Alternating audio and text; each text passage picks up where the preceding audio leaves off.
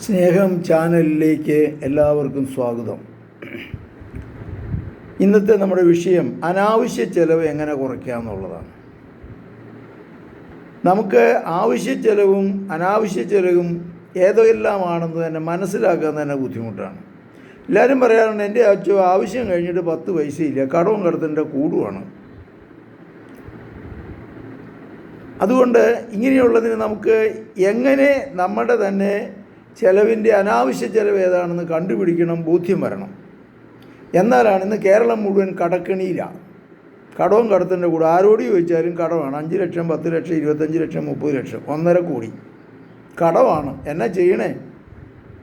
ചെലവിന് തികയണില്ല, ഇതാ പറയണേ. അത് നമ്മളൊന്ന് മനസ്സിലാക്കുന്നത് നല്ലതാണ്. അതിന് ഏറ്റവും നല്ല മരുന്ന്, ഞാൻ എൻ്റെ അടുത്ത് ഇങ്ങനെ കടവുമായിട്ട് പ്രശ്നങ്ങളുമായിട്ട് വരുന്നവരോട് പറയാറുള്ളത്, വരവ് ചെലവ് കണക്ക് എഴുതി വയ്ക്കുക. അതായത് തീയതി, ഇനവിവരം, വരവ്, ചെലവ്, മിച്ചം, അതാത് ദിവസം മിച്ചം കൂട്ടി വെക്കണം. അത് കഴിഞ്ഞിട്ട് ഇതിനെ 4ആയിട്ട് നമ്മൾ തിരിക്കണം. എന്തൊക്കെയാണ്? അത്യാവശ്യം നടത്തണം, ആവശ്യം നടത്തണം, ആഡംബരം ഉപേക്ഷിക്കണം, അനാവശ്യം ഉപേക്ഷിക്കണം. അപ്പോൾ അത്യാവശ്യം ആയിട്ടുള്ള പല കാര്യങ്ങളുമുണ്ട്. ഭക്ഷണം വേണം, അത്യാവശ്യത്തിന് വസ്ത്രം വേണം. അതുപോലെ തന്നെ ഇങ്ങനെയുള്ള കാര്യങ്ങളെല്ലാം നമുക്ക് ഈ അത്യാവശ്യമായുള്ള കാര്യങ്ങൾ നമുക്ക് നടത്തണം. അത് ചുരുക്കി ചെലവഴിക്കാം. ഇതുപോലെ തന്നെ ആവശ്യങ്ങളുണ്ട്. നമ്മുടെ ജീവിതത്തിൻ്റെ പ്രാഥമികമായ ആവശ്യങ്ങൾ, ഇലക്ട്രിസിറ്റി വേണം, ഗ്യാസ് വേണം, പിന്നെ TV വേണം. ഇതൊക്കെ ആവശ്യങ്ങളാണ്, അതൊന്നും ആഡംബരങ്ങളല്ല. ഇന്ന് ഒരു മൊബൈൽ വേണം. അപ്പോൾ ഇതൊക്കെ ആവശ്യങ്ങളാണ്. ഈ ആവശ്യങ്ങളൊക്കെ നടത്തണം, അതിനൊന്നും കുഴപ്പമൊന്നുമില്ല. ആഡംബരം കുറയ്ക്കണം, അല്ലെങ്കിൽ ഉപേക്ഷിക്കണം. ഇപ്പോൾ സ്വർണമെന്ന് പറഞ്ഞാൽ ഒരു പരിധിവരെ ആഡംബരമാണ്. അതില്ലേലും മനുഷ്യന് സുഖമായിട്ട് ജീവിക്കാം. അത് തന്നെയല്ല, അത് മേടിച്ചു അത് കൊണ്ടുവന്ന് പിന്നെ ഇന്ന് സ്ത്രീധനം പോലെ ഉള്ള തലങ്ങൾ ഉപേക്ഷിക്കണം. പിന്നെ കുറച്ച് സ്വർണം കൊടുക്കുന്നു, അത് കൊണ്ടുവന്ന് പിറ്റേ മാസം ഒരു പണയം വയ്ക്കണു. 6 മാസം കൊണ്ട് എല്ലാം തീർത്ത് പെണ്ണിനെ കൊണ്ടുവന്ന് വീട്ടിൽ നിർത്തണു. ഇനി വീട്ടിൽ നിന്ന് കുറച്ചുകൂടെ കിട്ടാൻ വേണ്ടി വഴക്കുണ്ടാക്കുന്നു. എന്ത് കുടുംബമായത്, എന്ത് ജീവിതമാണ്? അത് ശരിയല്ല. അതുകൊണ്ട് ഞാൻ പറയും, സ്വർണ്ണമൊന്നും മേടിക്കാതെ കൊണ്ട് ആ പൈസ ബാങ്കിലിട്ടിട്ട് ആ പെണ്ണിൻ്റെ പേരിൽ അവളുടെ ജീവിതകാലം മുഴുവൻ കഴിഞ്ഞുകൂടാനുള്ള സ്വത്തിൻ്റെ ഒരു ഭാഗമാണ്. ഭർത്താവ് ചെലവിന് കൊടുക്കുന്നുണ്ടായിരിക്കും. അത് തന്നെയല്ല, മക്കൾക്കും കുടുംബത്തിനും ഭാവിക്ക് വേണ്ടിയിട്ട് കൊടുക്കുന്ന സ്വത്താണ്. അത് നന്നായിട്ട് ഉപയോഗിക്കണം. ഒരു കാരണവശാലും പെണ്ണിൻ്റെ സ്വത്തെടുത്ത് ചെലവഴിക്കരുത്. അത് വളരെ പ്രധാനപ്പെട്ടൊരു തലമാണ്. അപ്പോൾ അതുകൊണ്ട് അതുപോലെ തന്നെ അനാവശ്യ ചെലവുകൾ, നമ്മുടെ ജീവിതത്തിൽ ഒത്തിരി അറിയാതെ തന്നെ അനാവശ്യ ചെലവുകളുണ്ട്. എന്നതാണ്? മദ്യം ഒരു അനാവശ്യ ചെലവാണ്. അതിലേക്കൊക്കെ ചെന്ന് പെട്ട് കഴിഞ്ഞാൽ തകർന്ന് തരിപ്പണമാകും. ലോട്ടറി ടിക്കറ്റ് എടുക്കൽ ഒരു അനാവശ്യ ചെലവാണ്, അതിൻ്റെ ആവശ്യമില്ല. ഇതൊരു ചൂതാട്ടമാണ്. അതുപോലെ തന്നെ പുകവലിക്കൽ അനാവശ്യമാണ്. ഇതുപോലെ തന്നെ ആവശ്യത്തിൽ കൂടുതൽ പിന്നെ വരവിൽ കൂടുതൽ ചിലവഴിക്കൽ, കടമെന്ന് പറയണത് എന്നതാ? വരവിൽ കൂടുതൽ ചിലവഴിക്കുന്നതാണ് കടമെന്ന് പറയണത്. അതുകൊണ്ട് നമ്മുടെ വരവിനനുസരിച്ച് ചിലവഴിക്കണം. ഇതുപോലെ തന്നെ നമ്മുടെ വരവിനനുസരിച്ച് ഭക്ഷണശൈലിയും അതുപോലെ ജീവിതശൈലിയും കുറയ്ക്കണം. അല്ലെങ്കിൽ പിന്നെ ബുദ്ധിമുട്ടാണ്. വലിയ വീട് പണിയുന്ന പാർട്ടീസുണ്ട്, കടം മേടിച്ച് കണ്ടമാനം വീട് പണിയും. ഞാൻ പറയും, പിന്നെ അമിതമായിട്ട് കടം മേടിച്ച് വീട് പണിയുന്നവൻ മുടിയും. കാരണം പിന്നെ 10 ലക്ഷം കടം മേടിക്കണുള്ളൂ എന്ന് വിചാരിക്കും, പക്ഷേ വീട് പണി തീരുമ്പോഴേക്ക് 20 ആവും. അതിനനുസരിച്ചുള്ള വരുമാനം ഉണ്ടോ എന്ന് നോക്കണം. അപ്പോൾ പലർക്കും അതിനുള്ള വരുമാനമില്ല. ജോലി ഉണ്ടാവുന്ന മറ്റേ പറഞ്ഞ്, ഇന്നത്തെ കാലത്ത് ജോലി പോലും പെട്ടെന്ന് നഷ്ടപ്പെടാം. ദുബായിക്ക് പോകുന്നവർ ജോലി നഷ്ടപ്പെട്ടു വരുന്നു, ഇവിടെയുള്ളവർ തന്നെ ജോലി നഷ്ടപ്പെട്ടു വരുന്നു, ഒരപകടം ഉണ്ടായി ജോലി പോകുന്നു.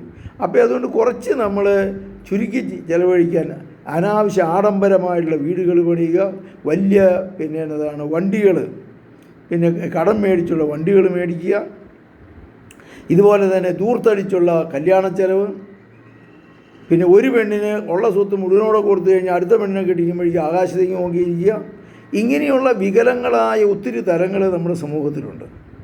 അപ്പോൾ അതുകൊണ്ട് ഈ അനാവശ്യ ചെലവ് ഉപേക്ഷിക്കാനായിട്ട് നമ്മൾ ശ്രമിക്കണം. ആഘോഷങ്ങൾ നടത്തണം. ഇപ്പം അമ്മയുടെ ചരമവാർഷികം, മക്കളെല്ലാവരും കൂടെ വലിയ നാട്ടിലുള്ള സർവ്വ മനുഷ്യരെയും വിളിക്കണമെന്ന് ഒരു നിർബന്ധവുമില്ല. മക്കളെല്ലാവരും കൂടെ, മക്കളും മരുമക്കളും കൊച്ചുമക്കളും എല്ലാവരും കൂടെ കൂടി ഒരുമിച്ച് വന്ന് ഒന്ന് പ്രാർത്ഥിച്ച് ഒരു ഭക്ഷണം അമ്മയുടെ ഓർമ്മയ്ക്കായിട്ട് ഭക്ഷണം കഴിച്ച് അനുസ്മരണം പോലെ എന്തെങ്കിലുമൊക്കെ പറഞ്ഞ് ഇങ്ങനെ നമ്മൾ ചിലവഴിക്കുന്നത് നല്ലതാണ്. അത്യാവശ്യമുള്ള വിവാഹം വേണം. വിവാഹത്തിന് ഇന്ന് എന്തെല്ലാം കോപ്രായങ്ങളാണ്. തീരെ പാവപ്പെട്ട കുടുംബങ്ങൾ മുതൽ ആകാശത്തൂടെ പ്ലെയിനിൽ പറപ്പിച്ച് ഫോട്ടോ എടുക്കൽ, എന്നതാ ഫോട്ടോഗ്രാഫി എത്രയാ, പിന്നെ മറ്റേ 5 ലക്ഷം രൂപ എന്നാ കാണുന്നു. കല്യാണ സാരി പിന്നെ എന്നതാ 3 ലക്ഷത്തിൻ്റെ എടുക്കുന്നു. പാവപ്പെട്ട കുടുംബം, ഞാൻ കാശുള്ളവർ എടുത്തു, അതിനൊന്നും ഒരു കുഴപ്പമില്ല. ഇങ്ങനെയുള്ള തലങ്ങൾ നമ്മുടെ സമൂഹത്തെ തന്നെ ഒത്തിരി ഗ്രസിക്കുന്നതായിട്ട് കാണാൻ സാധിക്കും. ഇതൊക്കെ അനാവശ്യ ചെലവുകളാണ്. നാട്ടിലുള്ള സർവ്വ മനുഷ്യരെയും വിളിച്ചിട്ട് കല്യാണാഘോഷത്തിന് വിളിക്കുക. ഇങ്ങനെയൊക്കെ വന്ന് കോവിഡൊക്കെ വന്നപ്പോൾ കുറേ കുറഞ്ഞിട്ടുണ്ട് ഏതായാലും.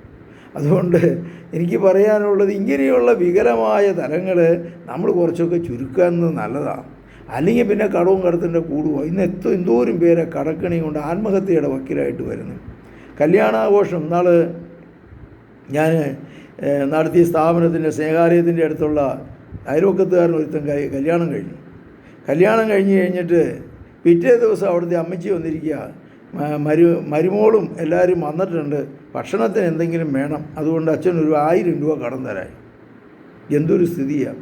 ഞാൻ ആ ചേട്ടത്തിയോട് പറഞ്ഞു, ചേട്ടത്തിരി ആ വീടിൻ്റെ മുമ്പിൽ കിടക്കുന്ന ആ മദ്യക്കുപ്പികളില്ലേ, അതൊന്ന് വിറ്റെടുത്തിട്ട് വിറ്റാൽ തന്നെ 1000 രൂപ കിട്ടും ചേട്ടത്തി, അതുകൊണ്ടൊന്ന് വിറ്റിട്ട് പിന്നെ ഭക്ഷണത്തിനുള്ളത് അങ്ങ് മേടിക്കുക എന്ന് പറഞ്ഞു വിട്ടു. കഷ്ടമാണ്. എത്ര ദയനീയമായ അവസ്ഥയാണ്. അതുകൊണ്ട് സഹോദരങ്ങളെ, ഇങ്ങനെയുള്ള വികലമായ തലങ്ങളിലേക്ക് നമ്മൾ പോകാതിരിക്കണം. കല്യാണം ഭയങ്കരമായിട്ട് നടത്തിയിട്ട് പിറ്റേ ദിവസം ഒരു കടം മേടിക്കാൻ നടക്കരുത്. അതുകൊണ്ട് പലപ്പോഴും ഇങ്ങനെയാണ് നടക്കുന്നത്. ഇത് മനുഷ്യൻ്റെ ഒരു പ്രത്യേക ബലഹീനതയായിട്ടാണ് ഞാൻ കാണുന്നത്. ഈ ബലഹീനതയിൽ നിന്ന് മോചനം നേടിയാലാണ് നമ്മുടെ ജീവിതത്തിൽ സന്തോഷവും സമാധാനവും കണ്ടെത്താനായിട്ട് സാധിക്കുക. അതുകൊണ്ട് അനാവശ്യ ചിലവുകൾ ചുരുക്കുക. പിന്നെ ചിലവിനെ തന്നെ നമ്മൾ വരവ് ചെലവ് കണക്കെഴുതി വയ്ക്കുക. എന്നിട്ട് മാസം തോറും കൂട്ടി നോക്കിയിട്ട് ഭാര്യയും മക്കളും കൂടെ ഒരുമിച്ചിരുന്ന് ചർച്ച ചെയ്യുക, പ്ലാൻ ചെയ്യുക. നമുക്ക് വരവ് ഇത്രയാണ്, വരവ് നമുക്ക് 30,000 രൂപയുണ്ട്, ചിലവ് 45,000 രൂപയുണ്ട്. മനസ്സിലായോ? അതുകൊണ്ട് എങ്ങനെ ഇത് ചുരുക്കാം? പലതും ചുരുക്കാം. മീൻ മേടിക്കണത് പിന്നെ 2,500 രൂപയുടെ മീനും മേടിക്കാം, പിന്നെ 150 രൂപയുടെ ചാളയും മേടിക്കാം. പറ്റില്ലേ? സാരി 4 ലക്ഷത്തിൻ്റെയും മേടിക്കാം, പിന്നെ 250 രൂപയുടെ സാരിയും മേടിക്കാം. ചെരുപ്പ് 5000-ൻ്റെ ചെരുപ്പും മേടിക്കാം, 200 രൂപയുടെ ചെരുപ്പും മേടിക്കാം. ഇങ്ങനെ പലതും അതിൻ്റെ ഗ്രേഡ് ഉണ്ട്. നമുക്ക് ഉപയോഗിച്ചാൽ പോരെ, നമുക്ക് ആവശ്യം നടത്തിയാൽ പോരെ. ഇതിങ്ങനെ കണ്ടമാനം ചിലവഴിക്കേണ്ട കാര്യമുണ്ടോ? അതുകൊണ്ട് ഈ അനാവശ്യ ചിലവ് ചുരുക്കി നമ്മുടെ ജീവിതത്തിൽ, നമ്മുടെ കുടുംബത്തിൽ ഭാവിയിലേക്ക് പ്ലാൻ ചെയ്ത് വേണ്ടി വന്നു കഴിഞ്ഞാൽ വരവ് പിന്നെ ബുക്കിൽ എഴുതി വയ്ക്കുക. ഞാൻ ഏതെല്ലാം കാര്യങ്ങൾ ചുരുക്കും. പട്ടിണി കിടക്കാൻ ഞാൻ പറയുന്നില്ല കേട്ടോ, പിശുക്കാനോ അല്ല പറയണത്, ചുരുക്കാനാണ് പറയണത്. അപ്പോൾ അതുകൊണ്ട് പിന്നെ ജീവിത ശൈലിയിൽ നിങ്ങൾക്ക് മാറ്റം വരട്ടെ. അനാവശ്യത്തിൽ നിന്ന് മോചനം കിട്ടാനായിട്ട് ഈ വീഡിയോ ഉപകാരപ്രദമായെങ്കിൽ എനിക്ക് സന്തോഷമാണ്. ഇത് ഇഷ്ടപ്പെട്ടെങ്കിൽ മറ്റുള്ളവർക്ക് ഷെയർ ചെയ്യുക, പിന്നെ പ്ലാൻ ചെയ്യുക. എല്ലാവർക്കും നല്ലൊരു ജീവിതം, പ്രത്യേകിച്ച് അനാവശ്യ ചിലവുകൾ ഉപേക്ഷിക്കാനുള്ള കൃപാവരം ലഭിക്കട്ടെ എന്ന് പ്രാർത്ഥിച്ചുകൊണ്ട് എൻ്റെ വാക്കുകൾ ഉപസംഹരിക്കുന്നു. നമസ്കാരം.